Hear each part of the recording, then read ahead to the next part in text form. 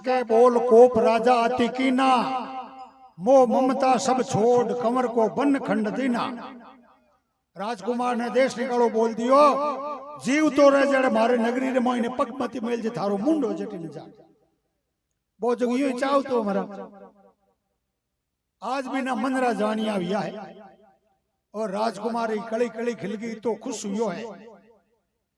माता पिता ने प्रणाम कर सब नगरी खड़ी जगी ने यथा योग्य वंदन कर राजकुमार बटू विदाई लेवे रवाने वे और रवाने उती टेम जीता टाबर पानी में डूबोया हगला ने बारे काट काट रमाई तो हूप दिया पाछा। कारण के जन्म जन्मांतरो योगेश्वर हो योग बलू तो बिन बे पानी रमाई ने गुप्त करिया एर पाछा निकाल निकाल हूप गयो एर आप हमेशा वास्ते रावलिया रमाई। अटीने दूसरी रानी रा 60,000